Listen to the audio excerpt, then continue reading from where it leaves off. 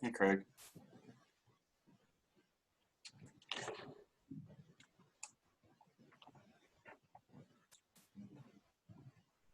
I think you're muted, unless my sound isn't working.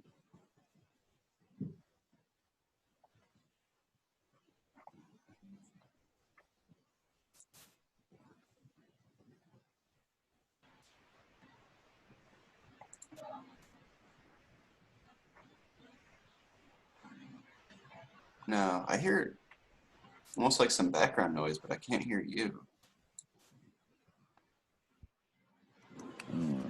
Okay, now I can hear you. Then let me Yeah, there we go. see here. What's going on here? All right.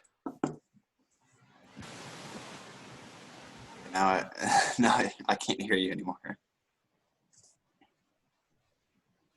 I heard you for a minute there, though.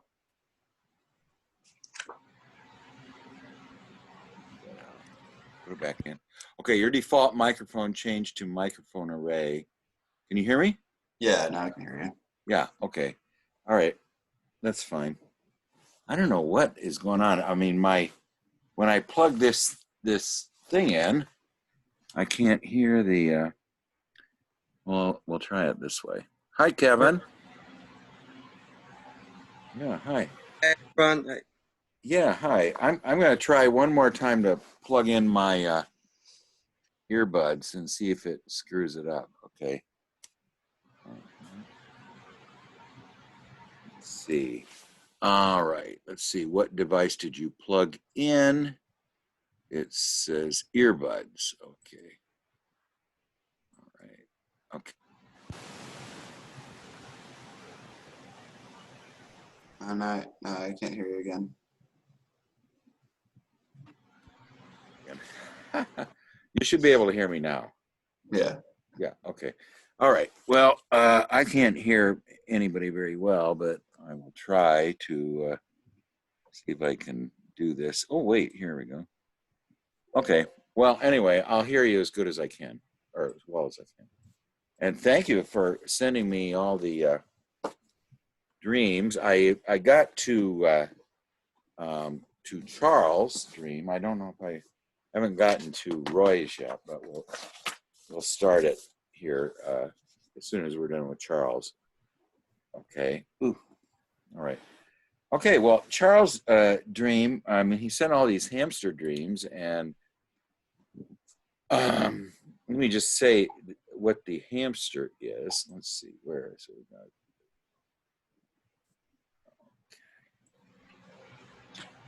All right. Hi, Ivan. How are you doing? Yeah, we're just going to start on Charles' dream. I actually, I've worked up your dream a little bit. I don't know if I can find I keep using different books all the time, so I make sure I have the book. But anyway, we're going to why don't we just finish Charles' dream? We heard about it, and you know, he's had a lot of hamster dreams, and the hamster is an instinct, a symbol of the instincts. When the animal is near, the instincts are near. Okay. Now, what is a hamster? A hamster is a almost has very poor eyesight. It's nearsighted and colorblind, and it doesn't have a good sense of distance or where they are. So it's almost mole-like. It is this aspect of it that is somewhat blind. It is now again, it represents the instinctive aspect of ourselves. So what's the difference between a hamster in a dream and what was the name of that one book, or the shoe build stork? I mean, what's the difference between them? It's very domesticated. It's somewhat diminutive. So it is not, does not seem to be a large factor, like say a horse or it's smaller than a dog. Okay, but anyway, the one of the aspects of them is that they're almost blind. They don't know where they are. They don't have a good sense of distance, and they sort of navigate by whiskers and sense of smell. So it's a non it doesn't have a lot of the clarity of awareness very much. Yet it is our represents our instinctive aspect, and we need to respect it because it is representing the nature aspect of ourselves. And this is going to come up later with the when it transforms. Okay, so anyway, we're with the shadow, and here is the wall of aquariums again. Didn't Ivan? Wasn't your dream the wall of aquariums with the floating? Yeah. Okay. Yeah. And if you read Charles' email, he's had other dreams of aquariums. Now, what is an aquarium? It is it's a vessel of the unconscious. It contains. It is like, say, the water bearer of Aquarius. Contains the unconscious within itself. So it's a vessel that contains the unconscious. The vessel always represents the receptacle. By the way, hi, Gary. I didn't say hi. But the vessel always represents something that is womb-like, a receptacle.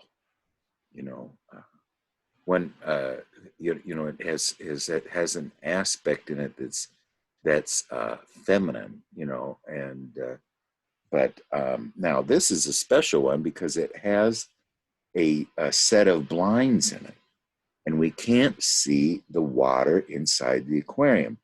So aquarium is normally a transparent, glass walled,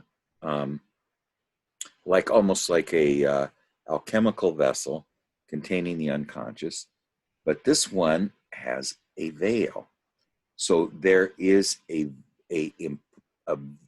there is a barrier that is impermeable to the clarity of consciousness in regards to this aquarium. Even though it is transparent, it tends, in this case, it is we are impermeable, or the water is impermeable to us. So there's a barrier between the unconscious and the light of awareness that doesn't allow us to see it, or we can't. Now, then this is very interesting image. They always say that wholeness is having one foot in the unconscious. Hi, Dawn. How are you? Thank you for your wonderful, very human email. That was wonderful. We're doing Charles' dream here, but anyway, this very interesting image of that we are holding this instinctive part of ourselves that's blind or anything inside the aquarium, but we can't see what we're doing in there. I mean, it's almost like you're reaching under the couch and feeling around. You can't see what your hand is doing, but now, meanwhile, the instinctive aspect of ourselves, and this has come up before in Charles' water dreams, he is in danger of being immersed or drowned in the unconscious. So he needs land. He needs some aspect that is going to provide a solid ground, or so that he isn't he isn't totally separated from pneuma, or from the air And then, because there's no air, then awareness is going to eventually go away, because we're going to be we're going to be really dissolved in the unconscious, because we're going to drown, and so anyway, we are trying to extricate the instinctive aspect of ourselves, which is somewhat blind, somewhat diminutive, but it still is our nature aspect. We're trying to extricate it from the unconscious because it's in danger of dissolving, and so we are trying to find pockets of air, pockets of spirit, packets of pneuma that is going to keep it alive, and we do this also by moving upwards. We're trying to ascend. If you're going to extricate yourself from the unconscious, you wouldn't want to descend. So we're thinking, if we move our arm upwards, that we will eventually extricate the instinctive aspect of ourselves, bring it into the outer world where it isn't right now. It's trapped in the unconscious. So we're trying to bring the instinctive aspect of ourselves into the unconscious. Now, this is somewhat similar to the drawing of the vessel. Remember the drawing of the vessel, where Charles is the vessel and the hamster's within the vessel. Is that right, Charles? Is that how it looked? I didn't.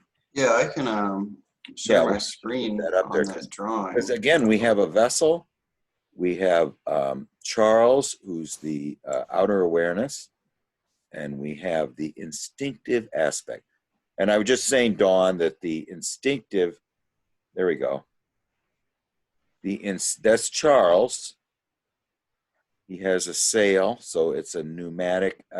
He's being propelled by spirit. He's wearing a golden cap on his head. And his body is the vessel of instinct. So again, as in the, all of us, I think every one of us here, Dawn had one last week. I really like Roy's. They aren't of the same quality as the rest of us.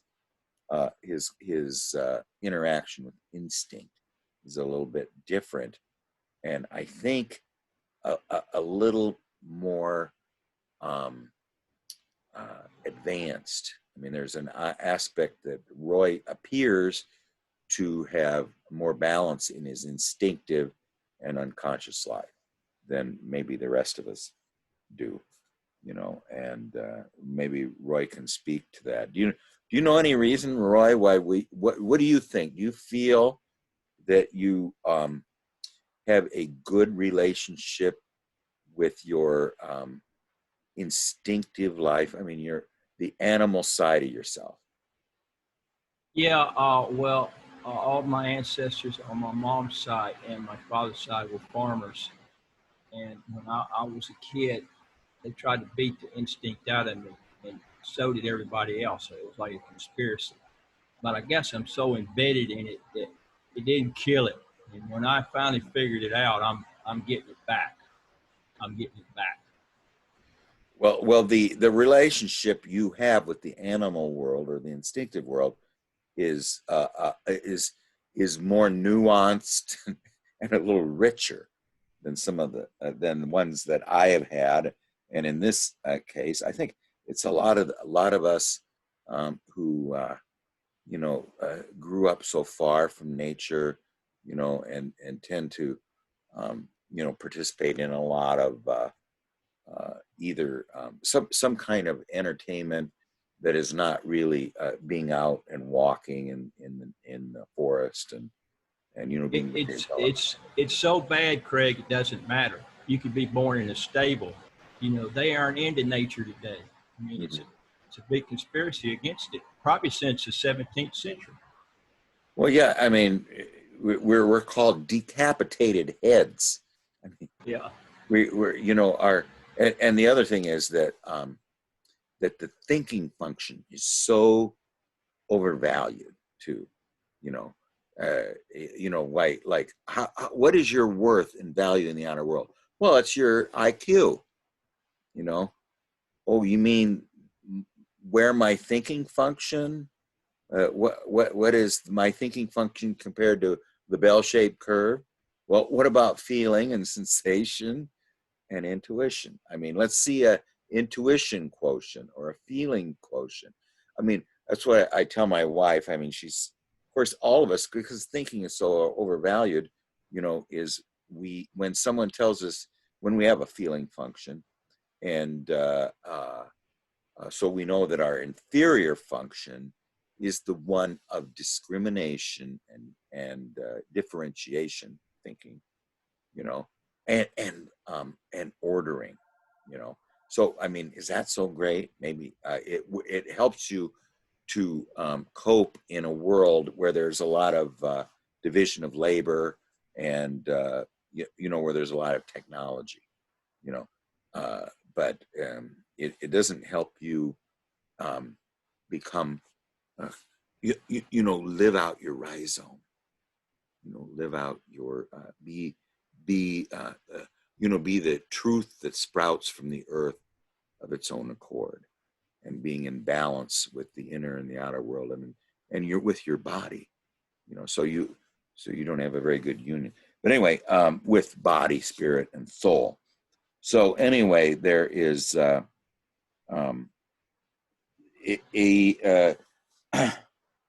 we're annoyed that the shadow is there. You were with the shadow, and he's still there, but he's done nothing to help. So, I mean, this instinctive aspect of ourselves is in danger of dissolving. You know, it needs to be extricated from the undifferentiated unconscious, or it's going to disappear. You know, so we do eventually extricate the instinctive aspect of ourselves. This hamster tends to be blind, tends to not know where it is, doesn't have a good sense of distance, but it still is the animal side of ourselves at this point, you know. Like the difference between a dog and a wolf, you know, and a cat and a tiger. You know, it's more of a domesticated instinct, but it's all we got, you know. Anyway, we've finally got it back into the outer world, okay? All right, so now the hamster turns into Charles' daughter, okay? Now, Charles does not have a daughter in the real world, is that right, Charles? Yeah, no, I do not. Yeah. Well, so, you know, what, you know, like Elijah and Salome and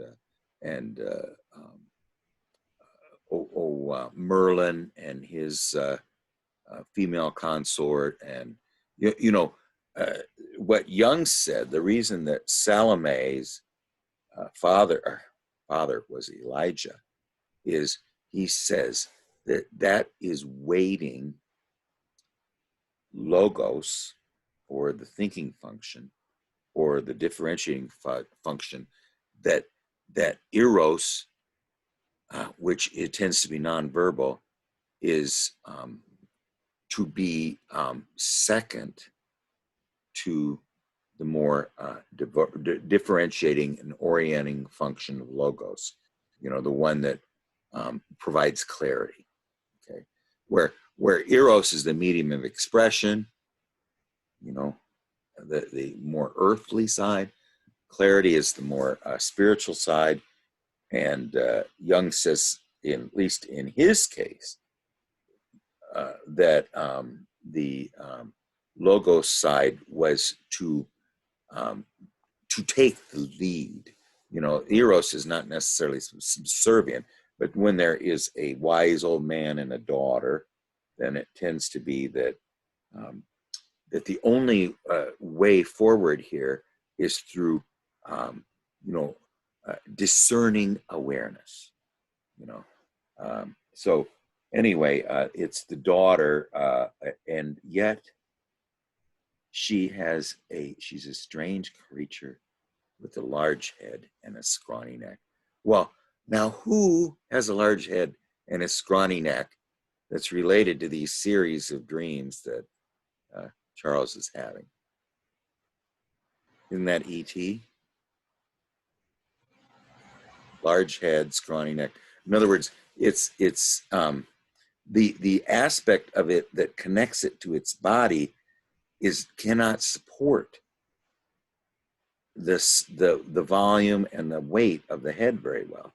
Now, this is a strange image for the feminine, okay?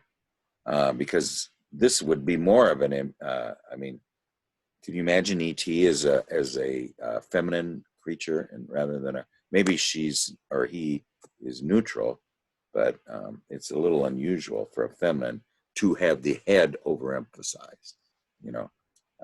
Okay, and then let's see, there is a, so anyway, let's see. So he's holding his daughter, and another woman comes. Now, who could this woman be? Now, I would say, first of all, she must be the anima, okay? Because even though the daughter is feminine, she's really is very related to the instinctive aspect of ourselves. So she's a very you got maybe a double anima here, but one anima is very primitive and rudimentary. The other one is more motherly or whatever, you know. And so she wants to know if she can hold this more primitive aspect. She is the mother, or she is a nurturing female. At least that is one of her qualities. She might not be a mother herself, but yes, you can hold her. Well, she just snatches her away very without gentleness or care, and her head starts bobbing around. So anyway, it's kind of interesting that this thing with the oversized head, the anima doesn't seem to be protective of the oversized head or protective of this new life, which is a very rudimentary instinct, which we don't really know the character of that well. It has many clues to what its character is, but it's a mystery, you know. Why don't? Okay, well that's it. Roy, do you have any comments? I'm sorry to have drawn on and on. Yeah, I'm not going to take that track, although I agree with it. It's really good and stuff. But I'm going to say, because I keep hearing about Charles Hamster, this hamster, and I've heard about it a lot, and I've thought about it a lot, and I think it's a form of his anima. The anima can take an animal form, and she can switch. It can switch back to a human form. His daughter. It's his anima trying to take shape and protect him. It's a very valuable thing that he's in contact with. It seems everything's trying to take it away from him or upset him. He has a lot of sensitivity and feeling, and for some reason it's being disturbed. And his anima, he's trying to protect it and get in touch with it. So I'm getting these feelings. This hamster and daughter has to do with his anima that's being shaped, and he's connecting to it. Yeah, that is a very good point. And you can correct me if I'm wrong, Charles, but we don't see the feminine very often in your dreams, And so now we've gotten a clue that the instinctive animal aspect of yourself has a very close relationship with the feminine, in which it tends not to show up as a woman very often in your dreams. It's represented by something else, but not necessarily an empirical woman. You know, what do you think of that, Charles? Is that unfair? I don't think that's necessarily unfair. I think it's somewhat uncommon that my anima shows up as like a literal woman in my dream. I think that, you know, it shows up as like some sort of creative element or like something that produces like strong affect or something. It has a more of a strange dynamic kind of form. Yeah, and Dawn was mentioning in her last dream that she doesn't really seem to have a relationship with the animus very much in her dreams. I mean, I'm kind of the same way, is that I go hot and cold. I'll have this very this feminine fascination, but then they like to ignore me, you know, and they won't look in my eyes. And then Gary has the one that's making a group, but it doesn't include him. So, you know, that's a kind of a typical, you know, is for some reason the unconscious side of ourselves, which if I didn't ask to be a male, but I happen to be one, so my unconscious side tends to be feminine, and I don't have a very good relationship with the unconscious, which is the feminine aspect of myself. What do you think, Ivan? So I was thinking about the hamster, and I don't have a good sense as to whether it's the instinct or the anima. They both make sense to me. But I think it's interesting that your conscious self, your ego, seems to be trying to pull this aspect of yourself out from the unconscious, but it's struggling, and it seems to be suffocating in the unconscious. Like a hamster obviously does not belong underwater, right? And so you're trying to pull this thing from a place where it seemingly doesn't belong. And then it turns into something that you would nurture. So it's a part of yourself that you would want to grow, I think. So I think what the hamster is the key to the dream, but I'm not sure exactly what the hamster represents.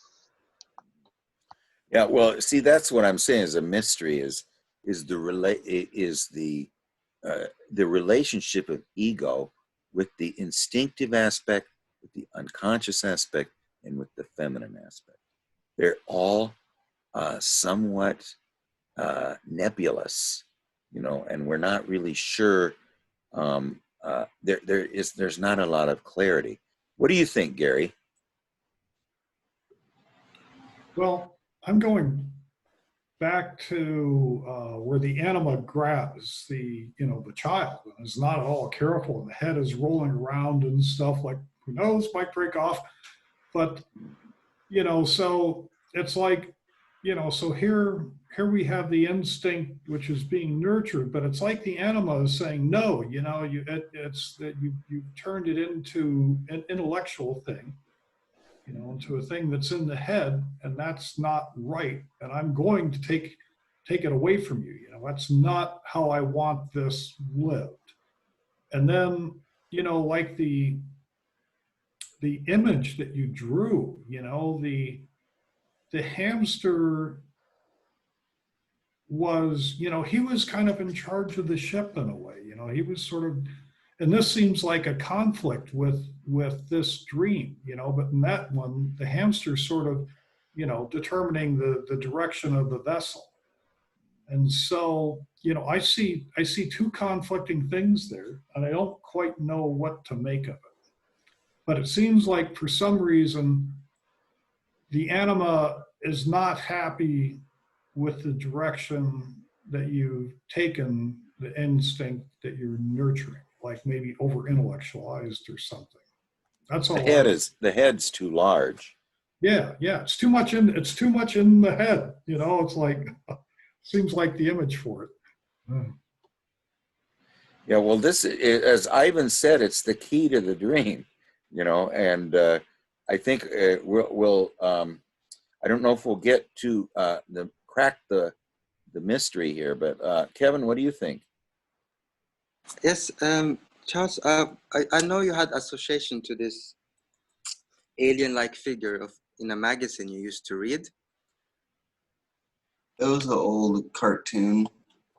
What was what struck you about it? Why did I associate it with that? Yeah. Because I think so. My daughter, she had this big old head, and she was pretty small. She has a big old head, scrawny little neck, and she had like almost like a big, long, floppy kind of dog ears, but they were pointed like elf ears. Yeah. And she had like little pointed feet and stuff. She looked kind of elf-like, like or goblin-like or something like. Okay. And it just made me think of a character from that show because she looked. It was like she kind of looked like Dobby from Harry Potter, but like not so skinny and weird. Is there anything particular special about this character? Just magical qualities, I guess. Yeah. I don't know. Like my thoughts on the aquarium, it's the archetypal aspect of the feminine, and especially has a veil, so it's more dark feminine. It's a woman in veil which never shows her face, and we see her a lot in movies and so on. So I think this is an elementary aspect of the archetypal feminine. Is this in your room, or where is this situated? It's actually outside. Wasn't able to identify exactly what the place was like, but there were like buildings around, and it was like on a paved area. There was actually just maybe 12 feet past the wall of aquariums was it's like we were on the 5th story of some type of like downtown like business area where like actually I could see where it like dropped off like 4 or 5 stories, and we were up 4 or 5 stories high in like downtown, like, or on a college campus or something like that. It was how do I say it was everything was structural and concrete. It wasn't nature, that's for sure. Okay. Yeah. Um, yeah. Yeah. I still think this is a hint of the dark. It's not very dark because I can see the way you talk about it, but because I think it contains the opposites of the feminine. I think it's still in its archetypal aspect, and that now you're putting the hamster in, it takes it out. It's like the siren, have to have time for herself every Sunday. Um, the siren, even she goes to land, she would need time for herself every Sunday. And I feel like that's a bit of your hamster. It has to go in there and go out again. And your hamster, for me, it's a mandala under work. It goes between opposites. It goes from a hamster, totally animal aspect, then it goes to alien. So you are sort of more into the red color of the conscious awareness, and it changes into the more purple. So the energy here moves towards a union basically, but it goes towards the extreme. And you have in the between there, once you move towards the extreme, the red and the purple spectrum, you need a between which can unify them. I think that's the child. So here that there is a revealing of a living mandala. It goes from hamster to a child, which is more Harry Potter association and so on, and it goes towards a purple spectrum. So if you think of it as a Ouroboros dragon, where they have to meet, and the meeting point is the child, it seems like your energy, or I don't want to make statements because I don't know too much, but I would think about this if it was my dream, in that this is a living mandala, which is goes towards both extremes. And so I would say this is the prima materia. This is where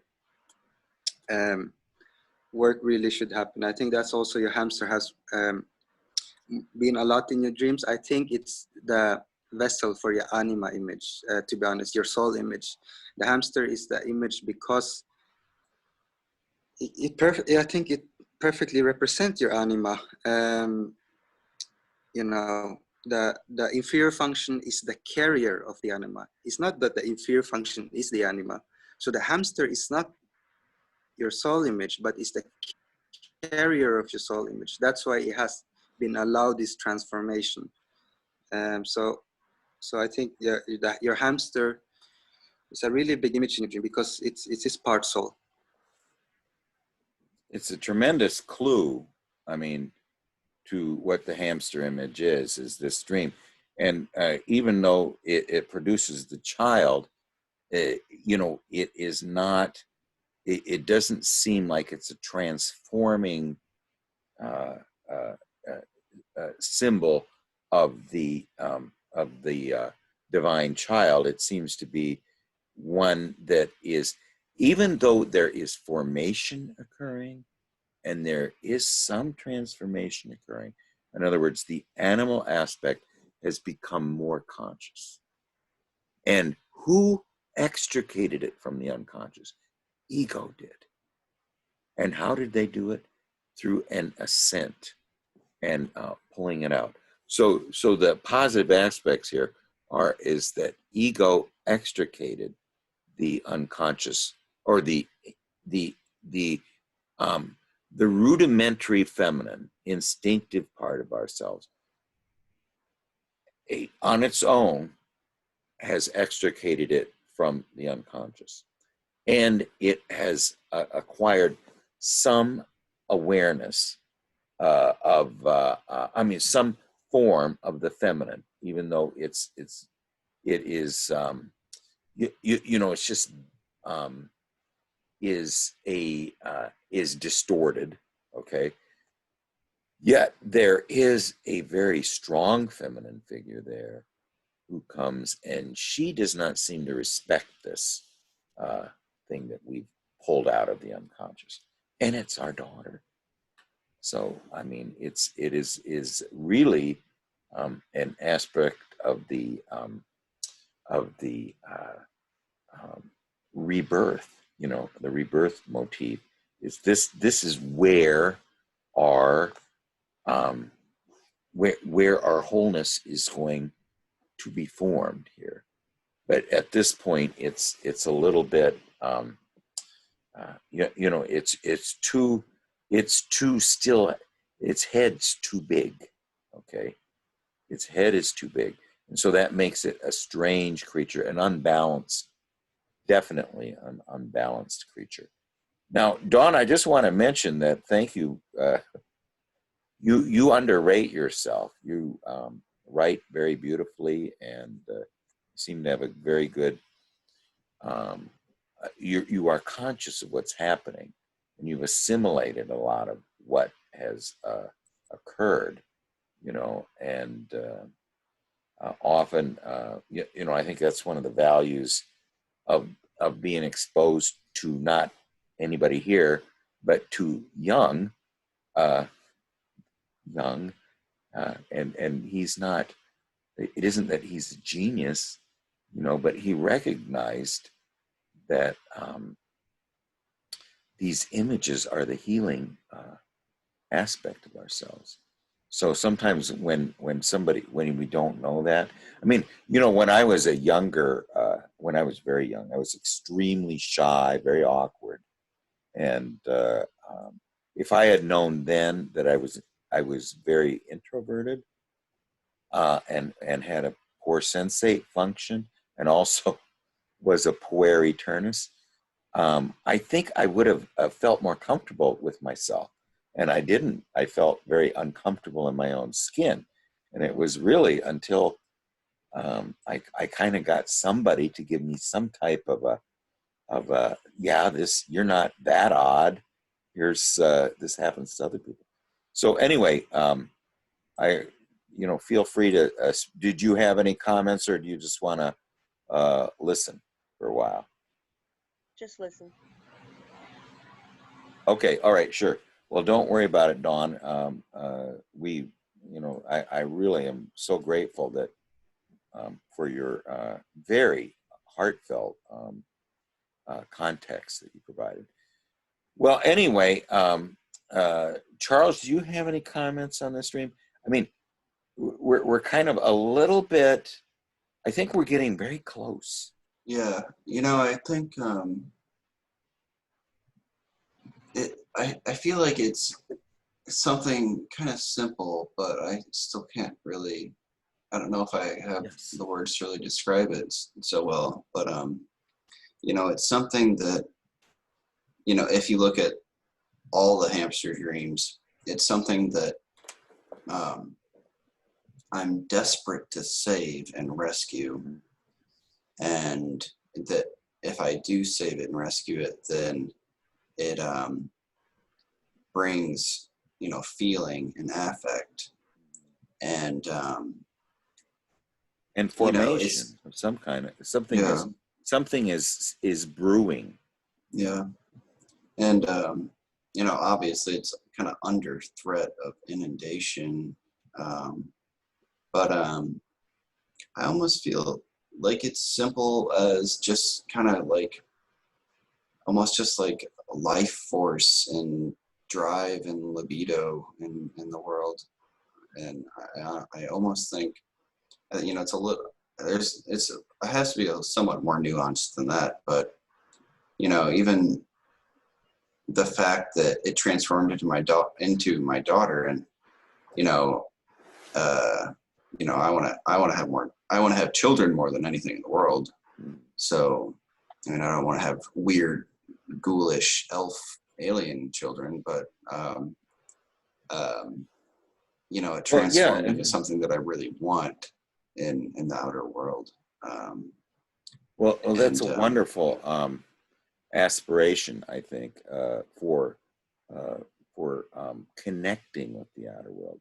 You know, as they say that you know, for the animus is our bridge to the outer world and our bridge to the inner world. And so I think the things that you know need to well, I mean, we went over it before, but I mean, one of the things when at some point you know there a little more structure in your outer world would assist the inner aspiration. You know, I mean, just some more structure, and the only way that that's going to happen is we kind of have to wake up. You know, there has to be an aspect of waking up, and you know, remember in the first half of life, that is what we're supposed to do. You know, is to develop some type of a skill or something, some type of a structure in the outer world. And so I want to say one other thing, Charles, you are extremely, I mean, I just love your intuition about dreams. I mean, you have a very good, I think you'd be a good analyst, you know, I mean, at least a good, you're good at symbolic language, you know. I mean, I don't think I've ever heard anything you said that was not, didn't resonate with me. It's usually, it's all off the cuff. So anyway, let's just kind of quickly summarize it here. That ego extricated the instinctive aspect of itself from drowning in the unconscious, even though, and the arm was over there, it couldn't see inside, but it knew that the instinct was in there, couldn't see it. It finally, through ascent, brought it out. At that point, there was a formation, and the formation was a rudimentary feminine. But again, the head was too emphasized. Now, that could be a clue to the fact that the instinct is represented by the hamster, you know, because it it's blind, it's nearsighted, it's colorblind. It doesn't has no sense of how far something is away, and it often doesn't know where it is. So I mean that could be replicated in this kind of a daughter whose head is too big. You know, I mean, she needs to. If she was more balanced, her head would be more closer to the size of her body, and that would mean that the body had a bigger role in her life force than her head did. But right now, her head is not that useful when it's that large. It's more of an impediment to her, being a balanced person. So there is some aspect here that we are emphasizing one function, okay, and we need to be more balanced. They have these diagrams where they're measuring 4 different qualities, and the one quality they'll make it really big, so the rest of the circle gets small. The other 3 things. I think that's an aspect, but then then after this has happened, then a real anima figure shows up with. I think it's very interesting, and yet she doesn't seem to be too related to our daughter or to us. She wants to hold it, but she's very, sort of not nurturing to it. She's in a non-nurturing. She's sort of a non-nurturing feminine aspect. But anyway, all of this points to, I think, at least I'm seeing land develop in the water. In this dream, I'm seeing land develop. And the land is the feminine, and the land is that we've extricated the instinctive from the unconscious, and so we're closer in this dream than I think almost any other dream you've had. To something is happening, something is forming, and it's good. Okay. Well, why don't we finish Ivan's dream real quick, and then we'll go into Roy's dream. I don't know how quick we can finish it, but I've thought a lot about Ivan's dream, and we've never had time to really go through it. I was going to do it Monday, but that's we'll let's just try to go through it real quick, because I think this is such a great dream. And by the way, Charles, that was a great dream too. I mean, as I went through it, I felt something strong in it. Okay, well, so this is a dream that Ivan's had several times, and so do I have all the time. That there is that he's not really the master in his own house. Okay, there's this aspect of I bought it, but I've never seen it. I mean, someone in my some aspect of my psyche purchased the house, but my awareness is not aware of the rooms. So I'm trying to find out what is there, and so this is very similar to the dreams where there is a room that we've never been in before, or a floor that we've never been in before. So there are aspects of the psyche that we are unaware of. It's our psyche, but ego is not, does not know, doesn't have an idea of the encompassing whole of the psyche. So, and also that we're not really clear of who owns it is just a classic that we're not the master in our own house. And what that means is that, you know, that if we're not the master of our own house, then who is? Well, it's not, it's non-ego. It's the non-ego aspect of the psyche. It's the source. It's the archetype, the ordering archetype of the center, you know, is the master in our house. In other words, we seem to be aware, but we're not the root. We're not the seed. The seed and the root are something else. So, and they are primary. We are secondary. So, yeah, we're doing some exploring of the psyche. The house is spacious. Okay, that means it is very large. You know, it has room for the imaginal world. It's very expansive. You know, it's a bit dated. Okay, now it's a bit dated means that it comes from a period previous to ego. You know, and ego doesn't really. This is not its preference. So some of the aspects of it are not really ego's preference, and that's because it is old. You know, it's older than what the ego's preference is. It's somewhat ancestral. You know, it's from a previous age. Okay. Now we go to the master bedroom. Okay, the master bedroom is very long. This to me represents. This is where the royal marriage takes place. The heros gamos, the uniting of the opposites take place. It's the marriage, you know, the royal, where the royal couple will reside, you know, in this very long room, you know. Now, even in the farthest side of this very long room are a magical double quaternity of aquariums, of what we saw in Charles' dream of the unconscious.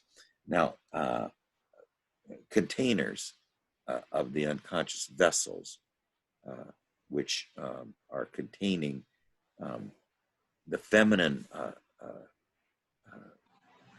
are containing the unknown side of our psyche, the one that is potential, yet we don't know what it's thinking, you know, because it has these creatures inside of it, but we don't see. There's, because of the depth, the you know, depth of water. You see the surface, but you can't really see down. It's interesting that the glass of the aquarium allows us to see the depth. You know, it's sort of it is, we don't see just the surface of the water. To some extent, we see the depth as well, which is very, you know, thrilling to me, you know, even though it's small. Okay. Then, so now the other aspect of this is that they're on floating shelves. Floating shelves. Okay. So, you know, they are, you float in water, and yet the containers of the water also float. And they float in pneuma. They float in midair. Now, the ego is concerned that this is not a stable arrangement, and that when they are sleeping, when there's not a lot of ego awareness, that these could fall on them and damage or injure or impede ego a little bit, you know. So then we see you and you know who positioned him this way? The wife. Yeah. Yeah. The anima positioned him that way, you know. So interesting. Okay, that she positioned him at the far end, right above the bed, the marriage bed, and they're floating shelves. They're not conventional shelves. So there's an aspect of the floating part of it. Now, there were 2 child-sized mattresses on the floor with a bunch of toys and blankets in a mess on the wall to the right. So this is the new house. This wedding aspect of it has a place for the growing things. You know, it is segregated an area in it for the growing things, and yet they're a little bit disorderly, and at least in this room we don't see any signs of children yet. Okay, now the bath and the shower are just along the wall next to the bed, but they're not really a separate room. I just think this is another aspect of that this is a sacred place. This is a place of where you need to be purified. It has this a somewhat of a sacred character to it. It requires purification, you know, and again, it's self-contained. You know, it is four-sided. It's longer than it is wide, you know, but it contains the bed, it contains wholeness, basically. The double quaternity of the unconscious is like to me it's like the blue cat with the horns on it. You know, it's a very good image of the center. Okay, so it's something that's you will never forget it. I won't ever forget it. Okay. All right, and then we enter a hallway on the right, on the conscious side of this room, and there's two other bedrooms on the floor. In the first one, there's two children, not our own. Okay, they're not our own, and they don't belong. So they're shadow children, pretty much. I think this is the children of the shadow. Okay. And also they are the child of this big masculine looking dude, you know, and he is a cruder kind of caveman type, you know, who's definitely is not Ivan. I don't think anything about Ivan talks about cavemen. Okay. So he's wondering, why don't we have the royal wedding room? The shadow is an usurper. You know, it wants to move the ego out of the room of transformation with the the symbol of the double quaternity. No, it's not going to happen. And yet it's kind of a a bold statement by the shadow. So the shadow is very brazen, you know. And now, so you realize now that you're going to be living in intimate relationship, not with ego, but with a very brazen and visible shadow who doesn't seem like they're going to go away and thinks they're in charge. And they got their kids and their wife there too, you know.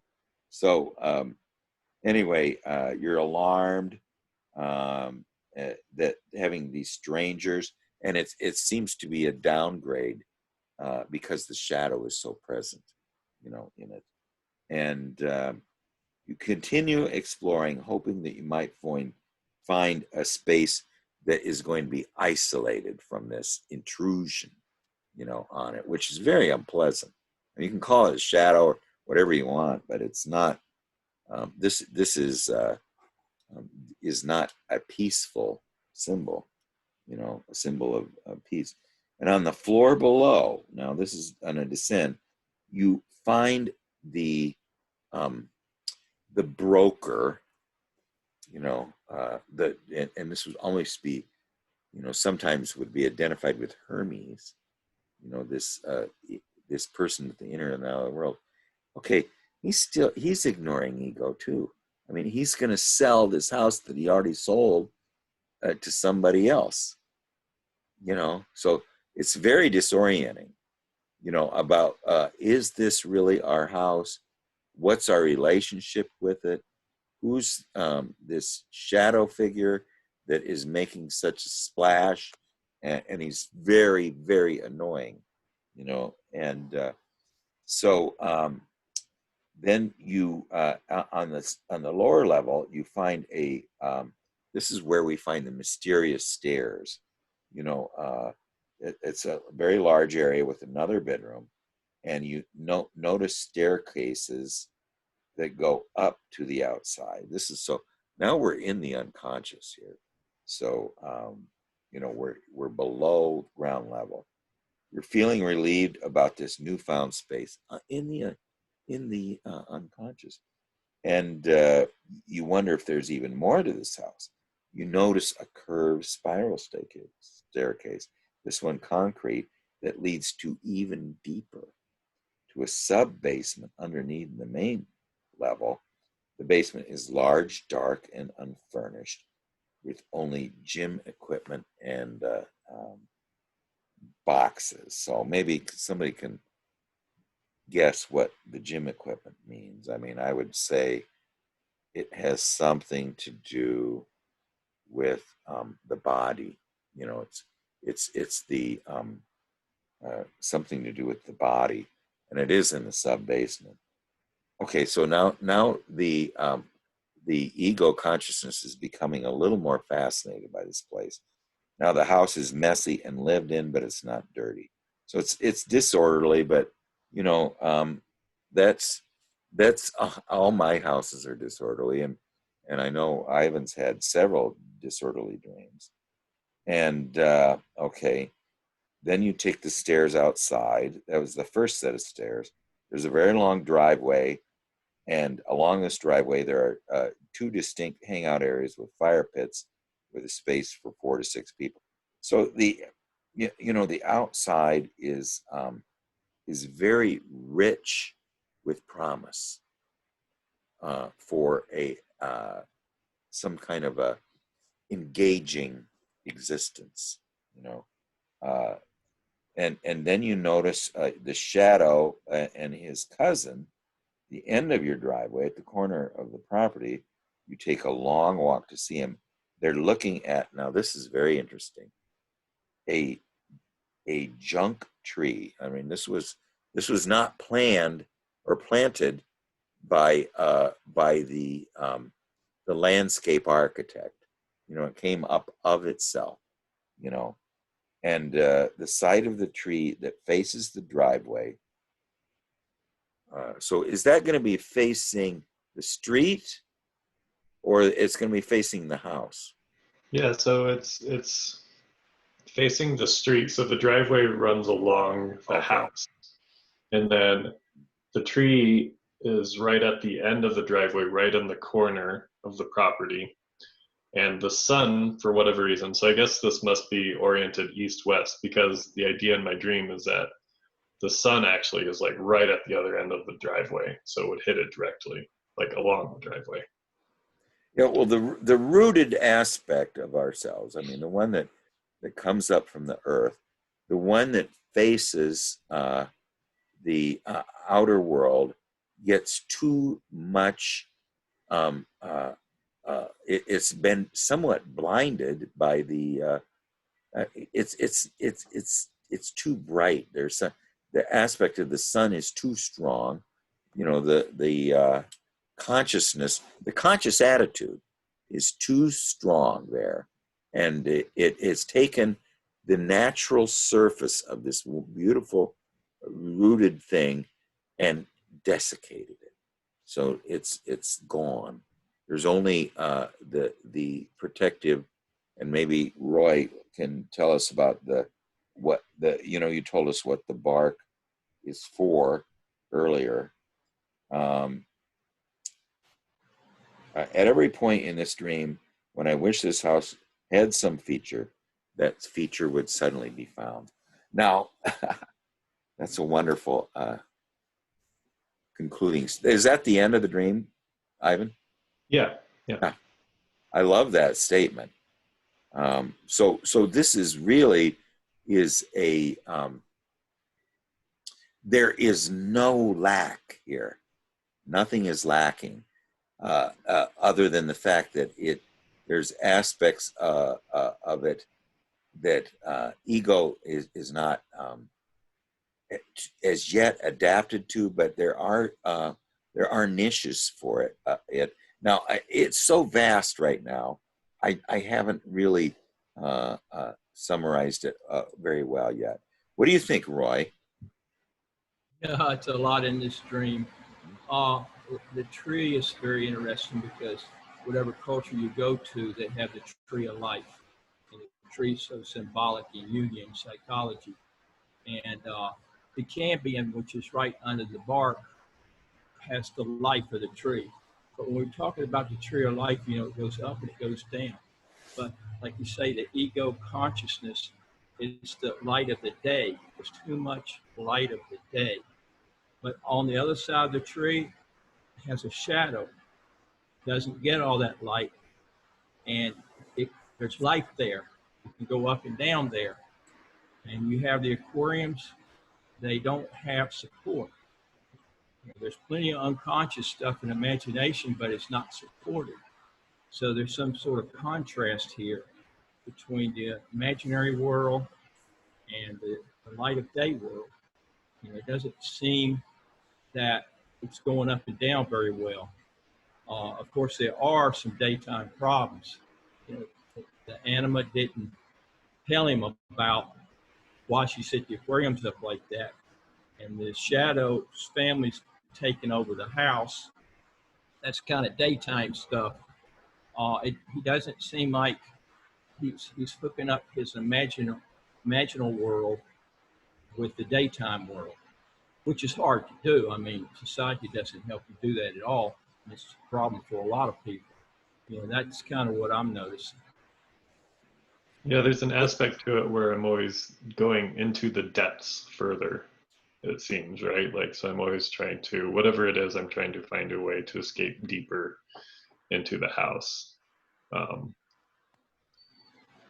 Escaping deeper, you know what? Now, this has always been me, and this is why I kind of had a problem a little bit with Stewart a little bit. I know I'd have a shadow. I'm not very aware of it, but the shadow is a problem of ego consciousness. Not so. I'm always trying to relate to the symbol and not to my shadow so much. So because the center of the symbol and the unconscious is the self, and the center of the personality is of the ego, and its shadow is ego. So that's what I do too. When I'm overwhelmed by the outer world, I descend. And I know at that point I've isolated myself from the whirlwind. Now, is that an escape, or is it, as an introverted intuitive, flight or fight, I tend to flee. What do you think, Gary? Well, I find it really fascinating that the shadow is so predominant in the house, in the psyche. And to me, this is actually a good thing because, so I'm guessing this is going to be one of those progressive dreams that we'll see, new dreams come along and discuss it further. But to me, it's like, it's actually a really good thing to become aware of your shadow. And when you first really become aware of your shadow, it's going to be something which is really annoying. It's not, the shadow is the thing that bugs us. If we see our shadow in other people, it's an irritant. And, and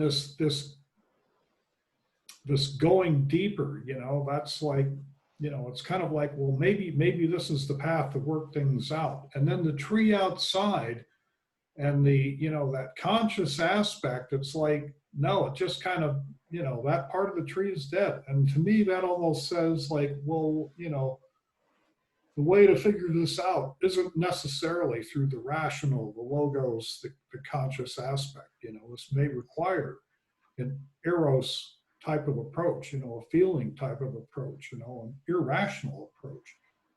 And that's, I don't know, that's kind of what I'm seeing. Yeah, there's a nice the things that pleased ego were in the depths, and that the where the conscious attitude is so strong, the natural aspect is distorted. The bark is gone. What do you think, Kevin? Yeah. How do I say this?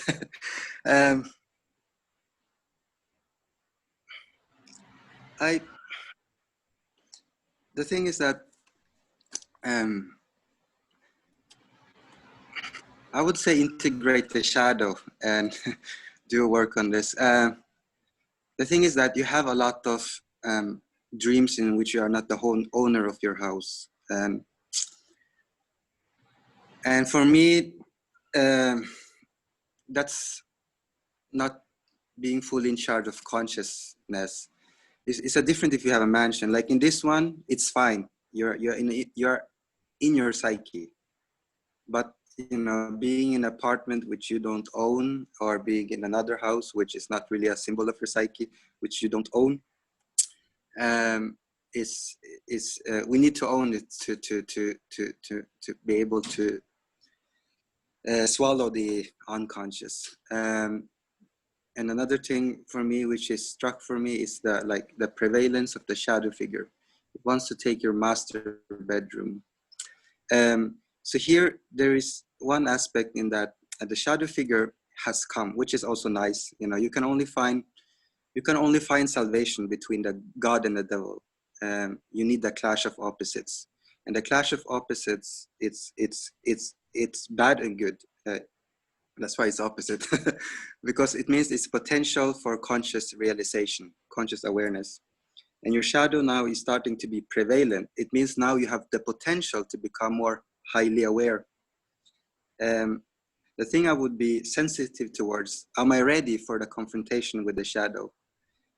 Because it wants to take your master bedroom straight away, and the broker wants to sell it to your shadows. And another thing is that in your dream, you go move into your unconscious quite a lot. And for me, that's a sign of your psyche wants to really integrate the unconscious. But before you can sort of, the first confrontation, like Jung said, is often the shadow before it goes to anima. But it's not really a linear direction. The purpose of this, we need the shadow to confront the self, because the self is really strong. It's the sun, it can burn you. So we need the shadow to confront the self. And yes, and so what I'm trying to say is that in your dream, your lysis is your shadow that survives. Like Roy says, it's the shadow part that survives the sun. The sun in the tree is the opposite aspect of the masculine self, the spirit, and the feminine self. So you have the opposition of two God image. And here the conscious awareness is the one that burns the feminine. And so the question is, how can we save the tree, and how can we save that thingy? If you follow the logic of Carl Jung, it would be to integrate the shadow. It's the shadow that saves the tree. So by integrating the shadow, you can lessen the sun. Because integrating the shadow means integrating your body. And that's why your shadow is also so big. He's big. The unconscious we have now in our era is sexuality, aggression. All of this we call the devil. Everything we attribute to the devil is our shadow, but it's also the feminine. And so your shadow in the dream is a perfect symbol of what we have now repressed in our society, which is mainly the body. And now it has reached to a certain extent. But I wouldn't necessarily get rid of consciousness. You need consciousness. You need the sun. That the tree cannot live without the sun. You need spirit. but for now, I would focus on integrating my shadow aspect, make sure that it doesn't take the master bedroom, become its friend, have dialogue, make a relationship to it. Otherwise, the shadow can overwhelm the ego, and I've seen it in many people, even in myself. And when it does that, it's bugging. It's a bugging friend, and you don't want that. So yeah, but there is a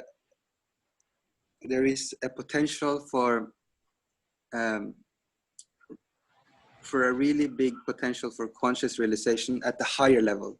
You are sort of moving levels now, and so that's pretty much what I have to say. That's really interesting. I have a lot of dreams, so not just about not owning the house, but also like I have a lot of dreams where I'm a passenger in a vehicle that I'm not driving. And I also tend to have this relationship with my anima of oftentimes being confused by decisions that they've made, but not really necessarily being in control of the situation. Yeah, I mean, confusion comes from the shadow. You know, you don't know, perhaps maybe you are confused. You just have some sort of feeling, and you cannot verbalize this feeling because what is talking is the shadow. It's still unconscious. Once the shadow has become conscious, you have a dialogue with it, and the confusion lessens. Yeah, that is. I like the aspect too is when we descend into the basement and then the sub basement, we're getting closer and closer.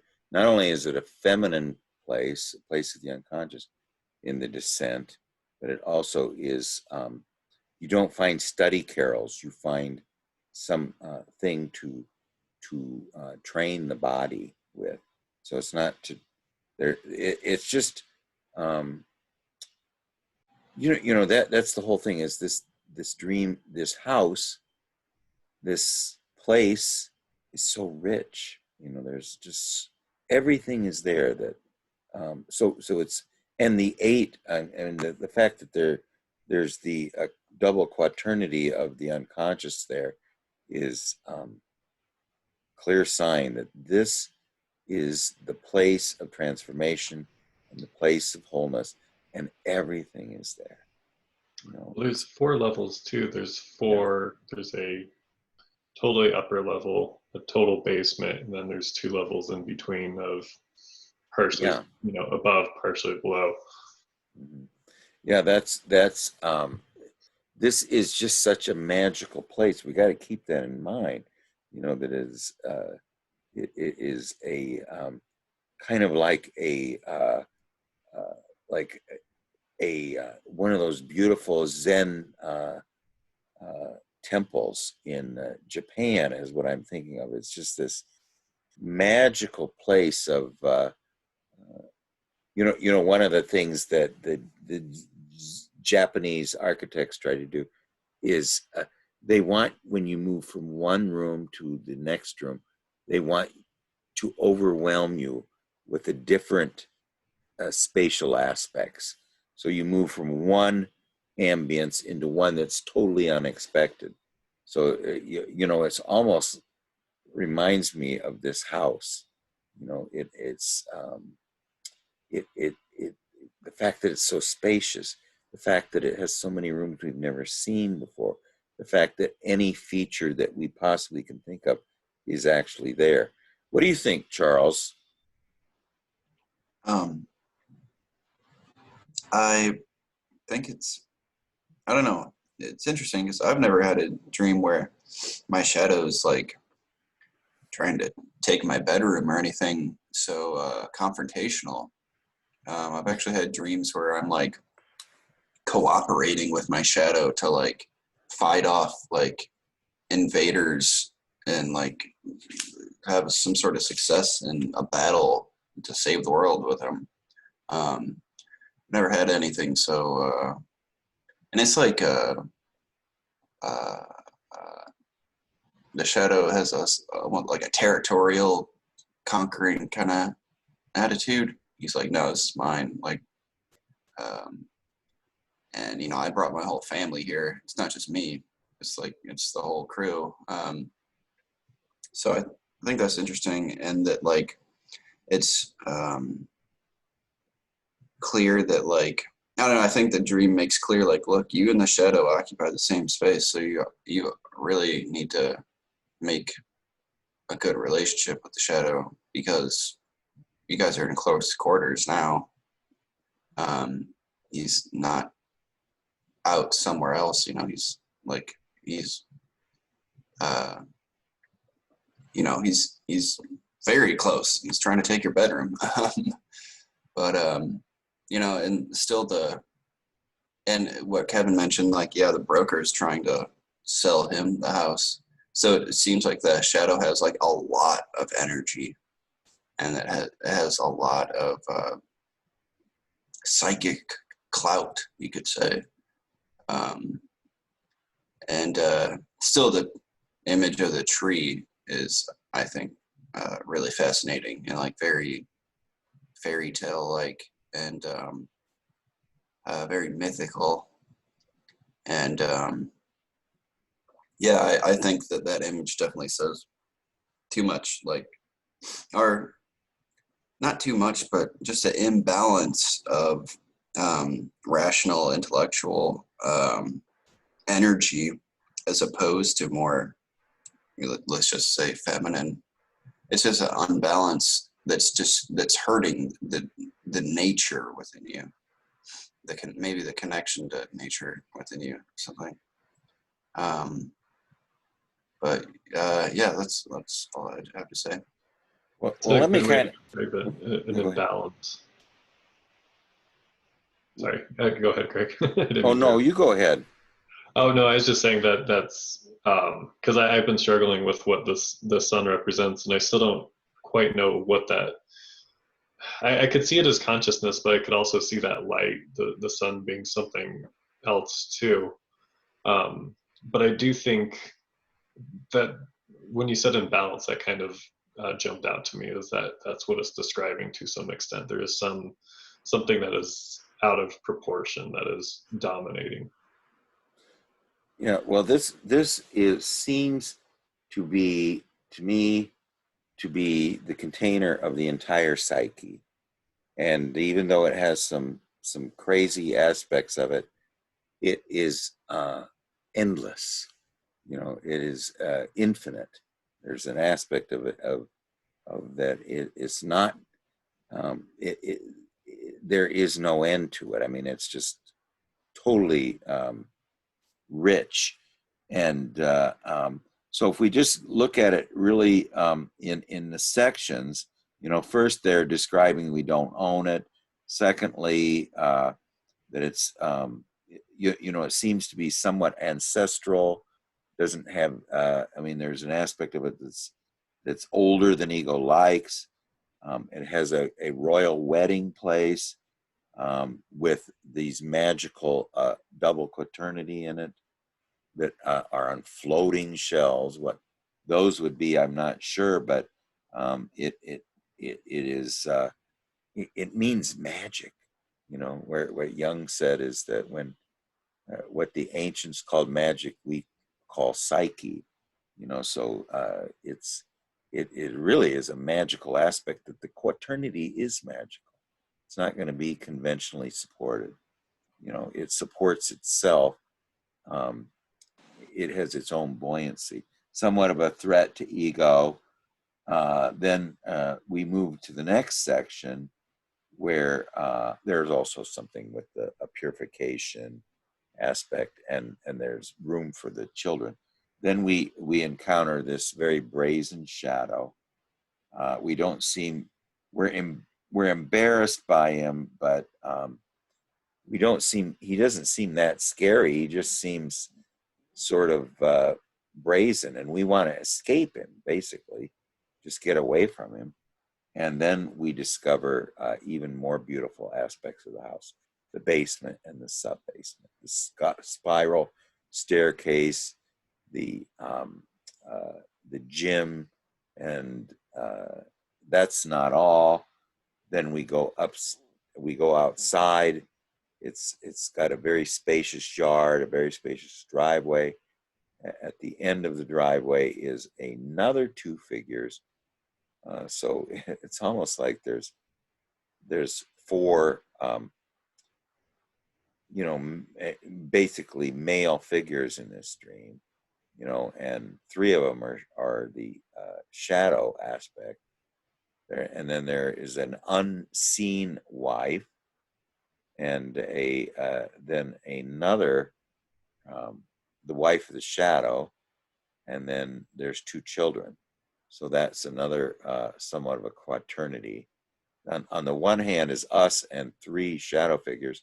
On the other hand is the two children and the two wives, one unseen. So she would tend to represent our inferior function, I think.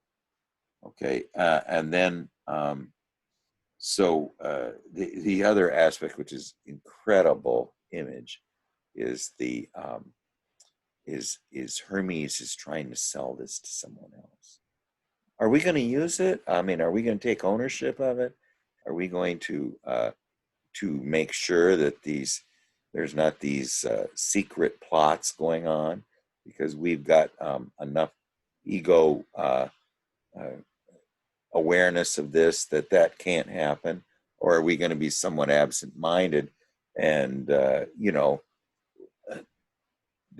deed will be yanked away from us? The fact that we're not taking, we don't seem to be too aware of how to own this place. How do we make it, assimilate it, and integrate ego into it, so that ego is well acquainted with it? It's not well acquainted right now.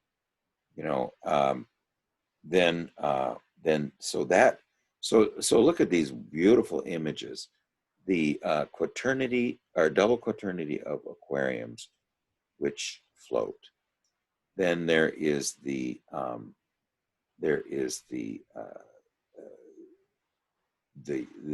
staircases going downstairs. I mean, is two sub levels that we didn't know about, which we really like and feel is an escape from shadow. Then you have the image of that the realtor is selling to somebody else, which is beautiful. I mean, it's not necessarily beautiful, but it has a lot of intensity in it. And then there's the wonderful image, and another unforgettable image, just like the four aquariums, is the tree that has no bark on one side because the sun is too strong. So what is the conclusion to this house? Brandon then remarks that this house is too small. Well, I don't get that. I mean, everything we've seen up till now is there's no end of rooms that we don't know about. So why would that be too small? So again, I think this is a vision of psyche. It's a vision of our place in psyche, and the fact that we're not really that related to it and not integrated with it that much, and yet it is extremely promising. But it contains the shadow too, and in a pretty obvious way. I mean, one of the problems a lot of people have with their shadows is they're unaware of it. Here he's very brazen, and he's somewhat of a brutish aspect to himself. So anyway, what I would like to do is to think about this dream and try to summarize it, send out an email.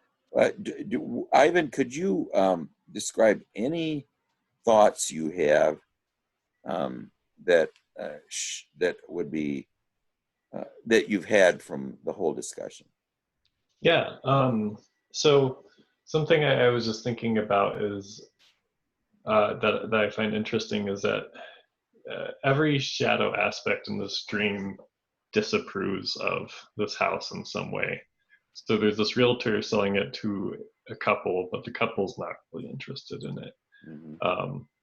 there's this man and his family, but he's upset about where his place is in the house.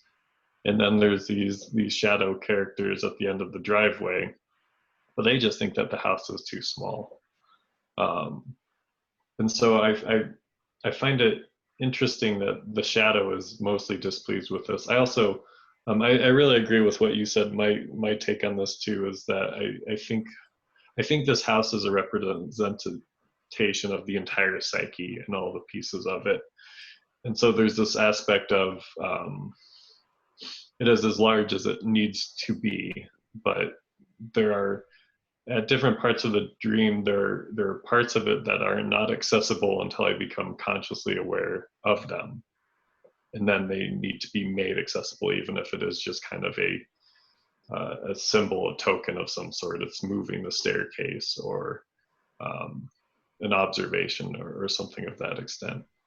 And how do we become conscious of it? By exploring. The shadow figure at the far end of the driveway is saying it's too small, and yet it seems to be capable of expanding infinitely. Every feature that we need can come up. And I don't think that the shadow Brandon at the end of the driveway knows what this is all about. He's looking only at its surface aspects, where you've explored somewhat of the depths of it and have a little bit different opinion of it. So anyway, I'm going to try. Go ahead. I was just saying, it's mostly avoiding the shadow. I just wanted to. Oh, go ahead. Sorry, Kevin. Yes, I was thinking you asked. I just wanted to quickly. You asked about the sun. You said it was white. You said you wanted to. What you wanted? What did you? You had a question regarding the sun. Yeah, I'm just not sure exactly what the sun represents, because it's something that can be damaging in this case, right? And it seems to be out of balance. Yeah, that's also what people get confused with Jung, because Jung talks about Hermes. He talks about the world soul, and he talks about spirit, and he used them interchangeably. So what Jung is saying is that the Hermes, or Hermes, you can say, belongs to both worlds. It belongs to both spirit and feminine. People have attributed Hermes to just spirit. That's a bias of. He says it very clearly in Mysterious Conjunctionism. So what I'm trying to say is that in your dream, you have a feminine self and you have a masculine self of the God image. The God image consists of both, really, but here there is a separatedness. And so what does it mean? It means that the spirit is lodged into conscious awareness and it's too much of it.